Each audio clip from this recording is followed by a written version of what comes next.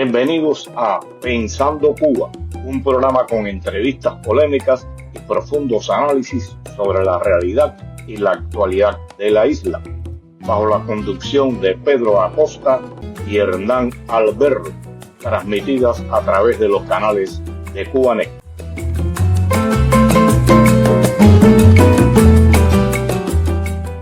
Tengan todos muy buenas tardes y bienvenidos a esta nueva edición de Pensando Cuba. Me acompaña como siempre desde Madrid mi amigo y colega Hernán Alberro, y acá desde Miami les habla Pedro Acosta. ¿Cómo estás, Hernán? Muy bien, Pedro, ¿cómo estás tú? Bien, bien. Hoy vamos a hablar, Hernán, del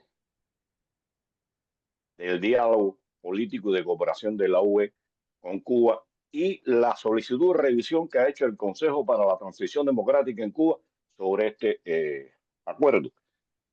Ha tenido muchos vaivenes la relación entre la Unión Europea y Cuba, desde que en el 2006, de la mano de Aznar, se optó por la posición común. 20 años después, esta posición se rompe y se va al acuerdo de diálogo político en el 2017. Pienso que tuvo mucho que ver con esta situación la visita que hizo François Hollande a Cuba y después en el 2015 y después Raúl en el 2016, porque todo sucede en línea. Y bueno, recuerdo a Hollande diciendo que Cuba era una democracia de un solo partido. Uno oye a veces a esta persona y dice, bueno, ¿en qué mundo viven? Y bien, para hablar del tema, estará con nosotros, o está con nosotros, Eugenia Gutiérrez, periodista, miembro del Partido Demócrata Cubano, Demócrata Cristiano Cubano, del Consejo para la Transición y de la Red Femenina de Cuba. ¿Cómo estás, Eugenia? Muy bien, encantada de compartir estos momentos con vosotros. Igualmente, igualmente. Eugenia, este diálogo que establecía un grupo de requisitos para ir a favor o para luchar o para lograr la democracia en Cuba, ¿ha tenido algún efecto realmente positivo para los opositores, para el pueblo cubano? Es que precisamente por esa razón estamos planteando la revisión, hemos solicitado la revisión en línea con el gobierno sueco. Nosotros lo que hemos ido comprobando desde la ratificación en el 2017 es que en vez de haber un avance en derechos humanos, en la democratización de Cuba, ha habido un retroceso.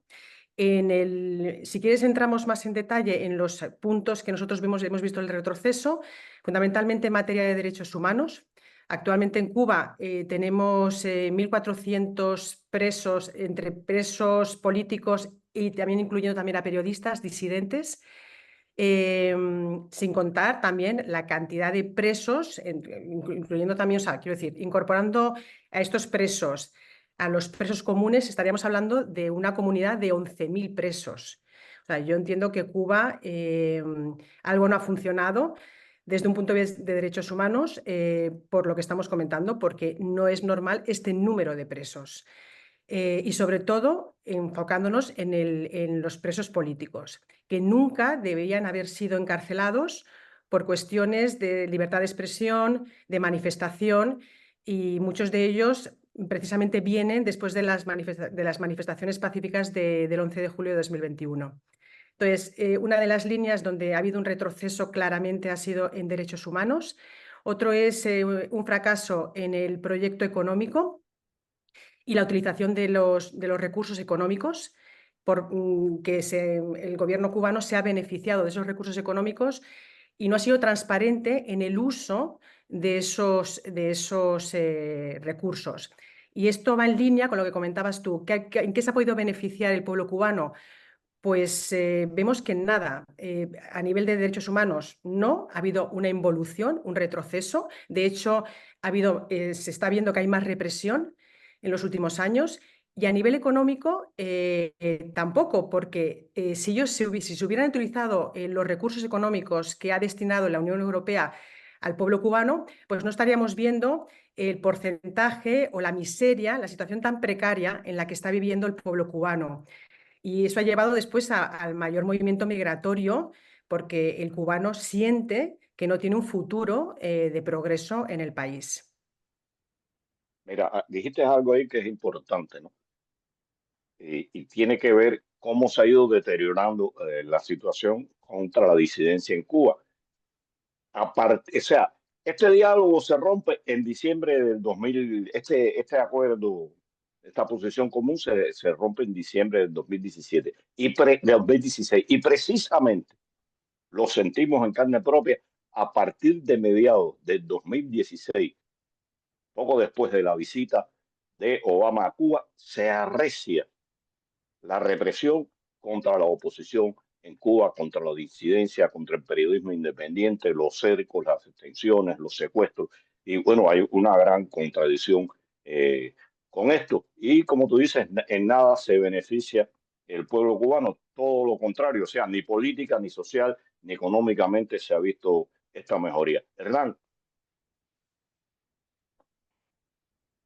Pensaba, escuchándolos hablar, ¿no? Pensaba en el eufemismo, ¿no? Del diálogo político, eh, donde pareciera que en realidad todo se trata de una especie de diálogo de tordos, ¿no? Donde sabemos que Cuba, tú mencionabas, Pedro, el caso de los, bueno, intentos, esfuerzos, intenciones, como uno quiera llamarlo, de Obama, y de la Unión Europea, que hace años que vienen tratando de generar algún tipo de cambio en Cuba con pocos resultados. Por eso digo, diálogo más bien es unidireccional contra una pared que no parece cambiar, al contrario, ¿no? Parece radicalizar tu postura. Pero entonces me pregunto, Eugenia, ¿cuál debiera ser la estrategia? ¿Cuál debiera ser eh, la política que reemplace a este diálogo político? Bueno, yo creo que como primer punto deberíamos hablar de la liberación de los presos políticos, para ver la voluntad por parte del gobierno cubano de seguir avanzando hacia una democracia, a un sistema democrático, porque entendemos que esos presos han sido injustamente encarcelados por ejercer unos derechos que en cualquier mundo, en el mundo occidental, son derechos fundamentales y van acordes con la Declaración de los Derechos Humanos. Con lo cual, yo pondría como condición primordial, la primera condición es la liberación de los presos políticos. Una vez se dé eso, el diálogo es, bueno, pues se tienen que dar unas condiciones también de transparencia por parte del gobierno cubano, para poder abrir ese diálogo, esas negociaciones. Transparencia también desde un punto de vista de lo que estábamos comentando anteriormente, de en qué se utilizan los recursos. Porque si nosotros, hablando de la parte económica, lo que hemos visto es que la mayor parte de las iniciativas privadas se han visto coartadas. Ha habido, bueno, la legislación, no hay una legislación clara para las empresas privadas. Entonces, tampoco se ha beneficiado el ciudadano de a pie. El que ha querido ser empresario no ha podido serlo. Entonces, yo diría, primero, liberación de los presos políticos, ley de amnistía y despenalización del disenso. Eso sería el primer punto. Segundo punto, transparencia y empezar unas negociaciones con ese diálogo, esa transparencia, tanto a nivel político como a nivel económico. No se puede seguir ofreciendo de una manera generosa los recursos si no sabemos para qué se utilizan. Y bueno, y después ya ir viendo, por supuesto, también el poder acceder los organismos internacionales a través de la ONU, por ejemplo, de los relatores, el poder acceder al interior de la isla, porque también se les ha negado la presencia en todos estos años. Ha habido visitas por parte de Josep Borrell como responsable de las relaciones exteriores y de seguridad de la Unión Europea, también de Eamon Gilmore en su momento, también el defensor, el responsable de los derechos humanos. Por supuesto, eso tiene que seguir existiendo, pero entiendo que a nivel de organismos internacionales, por ejemplo la ONU, tendría que haber también un control o una posibilidad de entrar en las cárceles, hablar con la disidencia y ver las condiciones de los presos. Y esto también me hace pensar que, y sobre todo recalcar el punto de que la sociedad civil también en esas negociaciones, los organismos, las organizaciones civiles independientes deberían estar también en ese proceso de diálogo, tener un protagonismo claro y que estén dentro del proceso, porque la sociedad civil tiene mucho que decir y es el que tiene tomado el pulso realmente de lo que se está viviendo en Cuba. Mira, dialogar con el gobierno cubano, pienso que siempre ha sido hasta ahora un fracaso. Mentiroso, no cumple sus compromisos. Bueno, este acuerdo con la Unión Europea ha sido un fracaso. Y ahora, hace un mes pasado, ha dicho, pero sabemos que hubo compromiso con la excarcelación, compromiso con el Vaticano para la excarcelación de 533 presos. No pienso que este número se haya manejado con el Vaticano, sino se habló de excarcelación. Se comenzó un proceso y se paró. Y uno no se ha dicho qué pasa, qué va a suceder, qué hay. Y en cuanto al dinero, en Cuba no hay medicina, los hospitales están en malas condiciones, ¿no? En Cuba todo, nada existe como tal, hay que hacerlo nuevo llegado el momento. Sin embargo, el dinero se ha desviado para comprar equipos antimotines, carros patrulla, para construir hoteles que necesarios no son, porque en Cuba no se llega ni al 50% de ocupación del fondo habitacional. Y bueno, ¿qué perspectivas desde tu punto de vista, estando ahí en Europa, los contactos que existen del Consejo con el lobby de la Unión Europea? ¿Qué perspectiva tú le ves a que se revise realmente y se firme un nuevo convenio entre Cuba y la Unión Europea? Es interesante esto que comentas, Pedro, porque efectivamente el dinero se ha desviado a fines que no deberían haber sido, ¿no? Precisamente para fortalecer ese mecanismo de represión sobre el pueblo. Y después a sectores que tampoco son necesarios en este momento. O sea, no ha repercutido, no ha habido un beneficio directo sobre la población. Con respecto a lo que comentas en la Unión Europea, yo creo que ahora mismo el gobierno sueco está siendo como muy contundente en esta línea de revisión del acuerdo. Yo, después de la nueva conformación y de las elecciones europeas en junio, bueno, ahora mismo hay una nueva distribución de los grupos parlamentarios. Entonces, también quiero indicar una cosa, no precisamente por esa nueva conformación debería ser la razón por la cual podría tener más éxito o menos éxito esta revisión del acuerdo, porque yo entiendo que este acuerdo va más allá, o sea, va en línea con la política exterior, o debería ir en línea con la política exterior de la Unión Europea, que es la democracia, los derechos y libertades y el Estado de Derecho.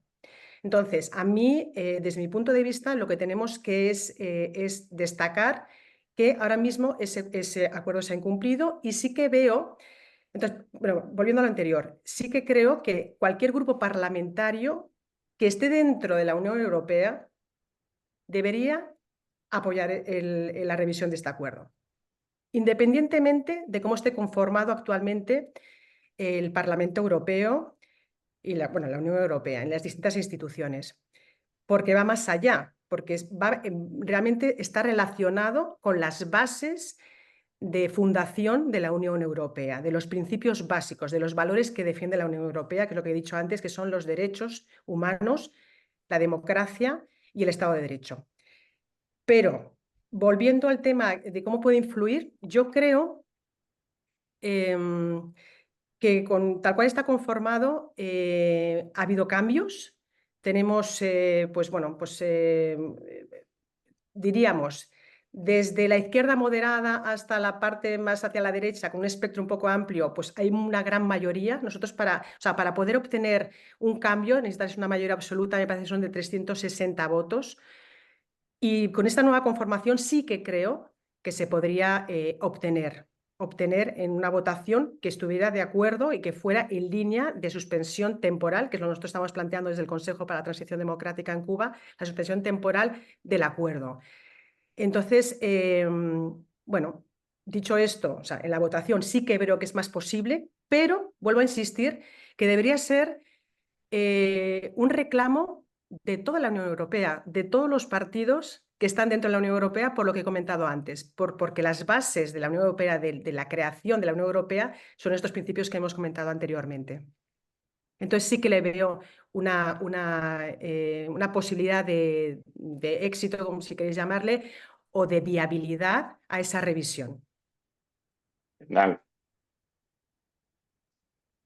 Pensaba, Eugenia, tú mencionabas lo voy a poner en mi opinión, bastante nefasto Josep Borrell, específicamente para lo que tiene que ver para América Latina, ¿no? Alguien que en principio debiera ser mucho más cercano y por supuesto un profundo conocedor de la región, probablemente mucho más que Callas, que es ahora la actual ministra de Relaciones Exteriores de la Unión Europea, para simplificar el cargo, ¿no?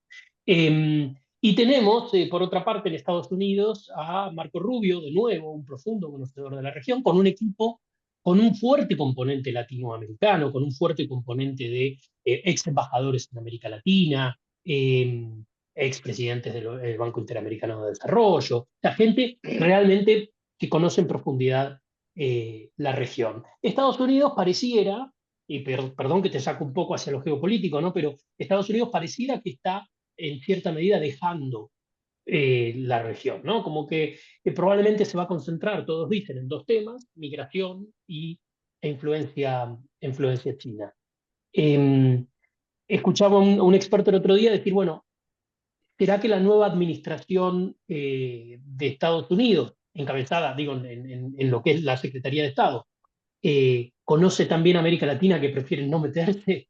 Y entonces, esa misma pregunta me la hago al revés, ¿no? Y digo, ¿será que la Unión Europea está tratando de recuperar un espacio? Porque es cierto también, me parece valioso decirlo, la Unión Europea viene de firmar un acuerdo histórico con el Mercosur,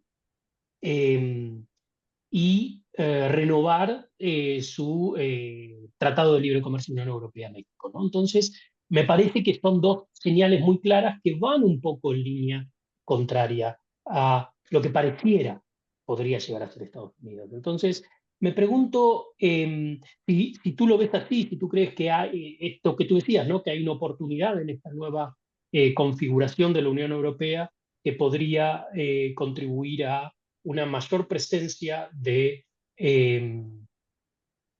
más que mayor presencia, mayor interés, mayor preocupación por los derechos, por la democracia, por parte de la Unión Europea en América Latina. Sí, sí, por supuesto. Es que yo creo que la Unión Europea tiene un papel primordial en la defensa de los derechos humanos. Y nosotros desde Europa, nosotros que además estamos en Europa, tenemos que potenciar esa relevancia. La Unión Europea es un actor clave en la configuración, en el posicionamiento geopolítico actual, ¿no? Entonces, sí que creo que es una oportunidad. Con respecto a Estados Unidos, bueno, yo no creo que solamente, o sea, que se vayan a olvidar de Latinoamérica, precisamente por lo que estás comentando, ¿no? Porque Marco Rubio tiene toda ese bagaje, ese conocimiento de Latinoamérica, de la realidad de Cuba. Lo ha defendido a capa y espada en los últimos años. Hay un dato. Ellos, que bueno, puede ser controvertido o no, pero después de que la administración Biden sacase de la lista de países patrocinadores a Cuba, de terrorismo, vamos, de países patrocinadores de terrorismo a Cuba, lo ha vuelto a incluir, ¿no? Ha vuelto a incluir al país, a Cuba, y con unas sanciones muy concretas también. Entonces, eso también demuestra que hay un interés, porque si no lo hubiera dejado pasar, creo. Por las sanciones a las empresas de gas, a las relacionadas precisamente con la oligarquía cubana de poder económico y político. Entonces, yo por eso creo que no hay una indiferencia. Quizás en estos momentos se estén enfocando más a esos dos temas que has comentado, pero no creo que haya una indiferencia y no creo que vaya a haber una dejación, o sea, o un olvido por parte de la administración de Trump. Y con respecto a Europa, sí, creo fundamental, o sea, Europa tiene mucho que decir como valedora de los derechos humanos, las libertades y la democracia. Nosotros, desde Europa, nos juntamos una serie de países con unos principios que tampoco fue tarea fácil. O sea, ahora lo miramos y lo vemos ya muy consolidado, pero el principio no fue tan sencillo, ¿no? Ponernos de acuerdo todos para tener un proyecto en común, para hacernos más fuerte. Entonces, Europa tiene claramente una posibilidad de influir y de hacer valer los principios de las democracias, de la democracia en Latinoamérica. Eugenia, tú que atiendes la Secretaría de Comunicación del Consejo, ¿cómo se ha recibido esta solicitud de revisión del acuerdo por parte del Consejo en en los medios de prensa independientes, en los medios en general y en la política? Bien, los medios están muy abiertos a esto. De hecho, entienden que tiene que haber un cambio. O sea, yo cuando hablo con ellos siempre me dicen, muy interesante, valoran mucho el análisis que se hace porque no simplemente es la petición, sino se explica el porqué, lo que estamos hablando. Esas 3 líneas, por cierto, antes se me ha olvidado decir que había una línea también fundamental para pedir esta revisión, que era la alianza que tiene el gobierno de Cuba, el régimen cubano, con las autocracias a nivel internacional. Y eso se ha demostrado en las declaraciones. Ellos ni siquiera engañan. Quiero decir que son evidentes en su posicionamiento y nosotros, entonces, no hay que realmente llegar a conclusiones extrañas, es que realmente ellos están diciendo que apoyan.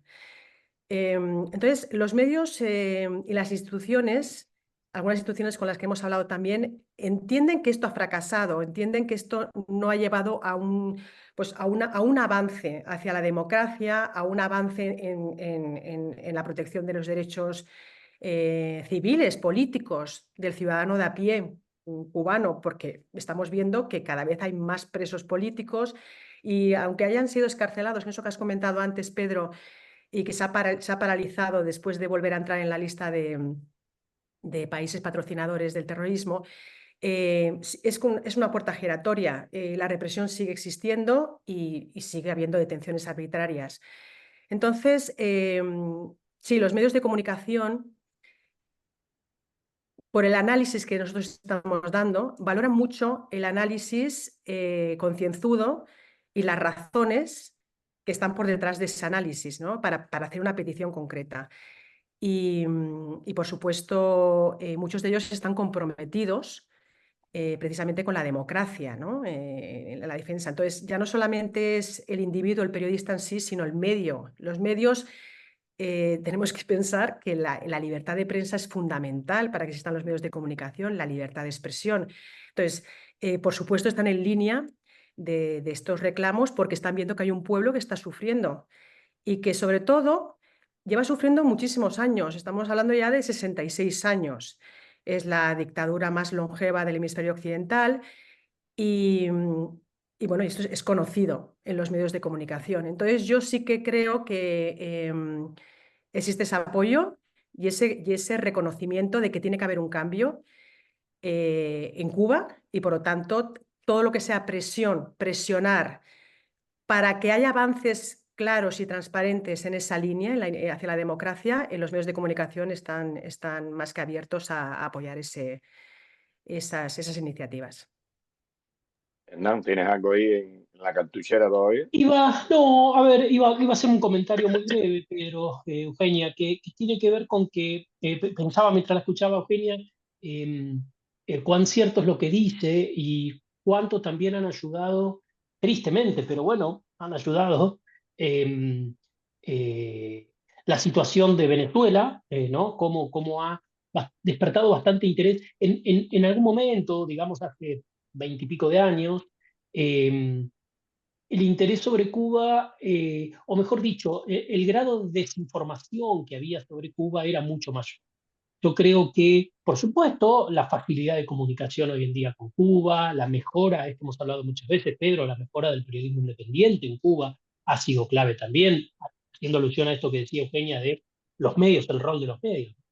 Eh, pero también es cierto que Venezuela, con su debacle, con su derrotero autoritario, ayudó a despertar mucho la conciencia en América Latina, creo que también en el resto del mundo, de que, bueno, efectivamente hay un eje, hay Caracas-La Habana, al cual ahora se suma Nicaragua, ¿no? Entonces, no, simplemente felicitar al Consejo para la Transición Democrática de Cuba y al Partido Demócrata Cristiano de Cuba por el trabajo, por la iniciativa y por tratar de mantener, digamos, este tema encima de la agenda tanto de la Unión Europea como de otros organismos internacionales, para que finalmente, más temprano que tarde, logremos estar hablando de que volvió la democracia a la isla, ¿cierto? Sí, sí, ese es el trabajo y es el propósito. Yo creo que lo que comentas, el compromiso está ahí, pero es que hay compromiso por la sociedad civil. El compromiso está en muchos lugares. Tenemos muchos actores, tenemos los medios de comunicación. Lo que comentabas de Venezuela es verdad que le ha dado protagonismo otra vez, ha vuelto a sacar otra vez el tema, porque es verdad que Venezuela ha conseguido, bueno, primero porque han tenido unas elecciones democráticas, entre comillas, bajo bueno, pero al menos han tenido unas elecciones, que es que en Cuba ni siquiera existen esas elecciones porque es un partido único. Entonces, bueno, el protagonismo que ha tenido Venezuela ha llevado también a hablar de Cuba, porque además tenemos que siempre destacar que Cuba es la raíz de los males por esa conexión militar y de recursos y de espionaje, de la exportación de lo que ha sido el sistema represivo cubano a Latinoamérica, en los países autocráticos actuales, ¿no? Entonces, ese eje que comentas de Venezuela, Nicaragua, no hay que olvidarse nunca de que el origen de esa manera de operar viene de Cuba. Y bueno, y durante todo este tiempo es verdad que Venezuela ha copado el protagonismo, pero a mí me parece muy bien, porque vuelvo a poner encima de la mesa lo que es fundamental, que es lo que estamos diciendo, ¿no? De cómo un sistema se ha podido mantener, las dictaduras se están manteniendo y se consolidan en determinados países y en Latinoamérica, y ese es el gran peligro que tenemos en la región. Y por supuesto que estamos comprometidos, pero quiero decir que hay mucha gente comprometida. O sea, estamos en los periodistas, la sociedad civil, personas individuales que no pertenecen a ninguna organización. Las antiguas generaciones de cubanos, por ejemplo, en nuestro caso concreto, que lo dieron todo y ahora pues ya tienen su edad y que quizás pues no tengan no estén en primera línea, pero que han hecho mucho, o sea, este traslado de ese traspaso de generación en generación, no nos podemos olvidar porque son muchas décadas, entonces ha sido un traslado de un testigo, pero que también eso nos ha llevado a este punto, ¿no? Y sí, sí, hay que seguir. O sea, yo creo que esto hay que tenerlo encima de la mesa siempre, siempre. Es lo que tiene el activismo y sin parar, pero es importantísimo. Es importantísimo porque más tarde, o sea, perdona, más pronto que tarde va a llegar, va a haber un clic, yo estoy convencida, un momento en el que nos sorprenderá quizás, porque pensaremos, podría haber sido en otro momento. No, va a haber una confluencia de factores que va a permitir que podamos ver ese cambio en Cuba tan deseado y tan luchado. Así que nada, ya estamos en ello. Gracias a los dos también por estar en esta lucha. Y nada, que seguimos. Eugenia, analizando lo que has dicho, me dijiste viejo vos a mí. No, no, no, yo soy. No, no, soy yo. No, no, soy yo. Venga acá, algo que se te quede, que desees tocar sobre esta revisión que ha planteado el Consejo. Sí, bueno, lo que hemos comentado, el fracaso en los derechos humanos, un retroceso en los derechos humanos, un fracaso en el proyecto económico, la desviación de recursos a la militarización, lo que comentabas antes, Pedro, a poner en marcha para consolidar la maquinaria represora al pueblo cubano, y después lo que hablamos de las alianzas. Y en esa revisión lo que se está pidiendo desde el Consejo es una suspensión transitoria de este acuerdo, y solamente, bueno, poniendo como base para volver a reiniciar la liberación de los presos políticos por la injusticia que significa eso, por la violación de los derechos humanos, porque, bueno, porque no deberían nunca haber estado ahí en esa situación. Como paso, o sea, por tanto, es la puesta en marcha de la ley de amnistía y la despenalización del disenso. Y después, un protagonismo de la sociedad civil. Creo que sería un cambio muy importante que la sociedad civil estuviera presente en esas negociaciones, bueno, negociaciones o diálogo otra vez con el gobierno cubano. Y transparencia. Porque en el acuerdo se habla de la buena gobernanza, es uno de los puntos que se habla en el acuerdo. Y precisamente eso lo que lleva es que se promuevan las instituciones eficientes, transparentes, dentro del gobierno de Cuba, o sea, en Cuba. Entonces, yo creo que es muy importante la transparencia también de los recursos, para qué se utilizan. Porque hasta ahora Cuba se ha beneficiado a través de este acuerdo del 70% de los recursos que estaban estipulados.